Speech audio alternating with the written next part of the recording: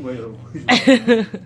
자, 여기는 일본의 고유수, 우리로 치면 한옥마을쯤 해당되는 료칸이라는 곳입니다. 그런데 한옥마을과 료칸은 아주 달라요.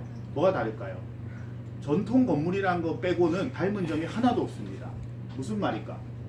우리의 한옥은요, 건물만 덩그러니 남았고요.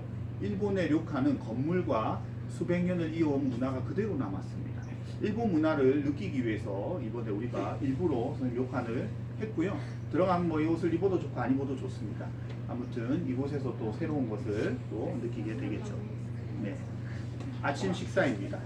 네, 저녁 식사는 훨씬 좋아요. 그러나 다 보여줄 필요는 선생님 없다고 생각하기 때문에 이거를 보여주는 것입니다. 아침 식사치고는 어떻습니까? 누구는 이거 보고 와 이거 설거지 어떻게 해요? 이렇게 물어보는데 자, 일본 사람들이 이와 같은 것을 해주는 이유는 우리 집에 온 손님을 지극정성을 다해 대접한다는 의미도 있어요. 그리고 또한 여기에 있는 음식들은 그 지역의 특산물만 씁니다. 해당 지역의 음식물, 농산물, 수산물을 쓰고, 그리고 손님을 대접하는 최고의 요리를 주는 것. 그래서 아침 식사가 상당히 뭔가 되게 많아 보여요. 하나하나는 작아요. 그러나 굉장히 많은 것들이 있고, 또 중요한 것은요, 음식을 담는 그릇들을 절대로 일본에서는 플라스틱이나 또는 스테인 그릇에 쓰지 않습니다. 상대방을 욕하는 것과 마찬가지라고 느껴요. 그래서 힘들더라도, 낼 때 좀 무겁고 그릇을 설거지하기 힘들더라도 반드시 도자기를 씁니다. 이 문화가 정착되다 보니 일본에는 도자기 산업도 우리랑 비교할 수 없을 만큼 일반화되어 있고 잘 되어 있습니다. 그리고 그릇에 밥을 담을 때 어떤 그릇에 줄까도 고민하는 부분이기 때문에 여러분 그냥 밥만 먹지 말고요. 내가 먹는 여기에는 어떤 그릇에 주나 그것도 살펴보는 것이 중요합니다. 그리고 마지막으로 우리가 마지막 날 가게 되는 것이 바로 이곳입니다.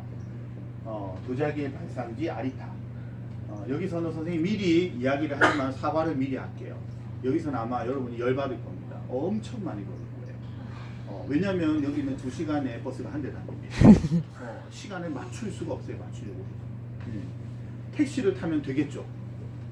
택시가 다 합쳐서 5대밖에 없습니다. 우리가 다 타려면 5대가 있어야 되거든요. 우리나라 딴 다 못 타는 거야. 그렇기 때문에 걸어다녀요. 그래서 몇 시간 걷냐면 1시간 반을 걷는다고 생각하세요. 하지만 만약에 하나라도 운이 닿는다면 택시를 타고 올라갈 겁니다. 그러나 기대하지 마세요. 기대하지 말고 우리는 걸어서 다닙니다. 왜? 여기에 가면 우리나라에서 일본에 갔던 도자기 장인들의 흔적을 만날 수가 있죠. 바로 이분입니다. 딱 봐도 일본 사람 아니라는 느낌이 올 거예요. 왜? 입고 있는 옷이 다르거든요. 두루마기에 옷을 입고 있죠. 그런데 여기 있는 이거는 도자기로 만들었습니다. 도자기의 조상이기 때문에 도자기로 만드는, 생각해보면 당연한 것 같지만 이건 우리나라에서도 찾아보기 힘든 일본의 자연스러운 문화입니다.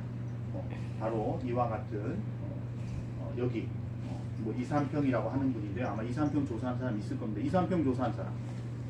이산평이 뭐 하는 사람이에요? 그 일본으로 건너가서 자기를 만든 수초라 그러는.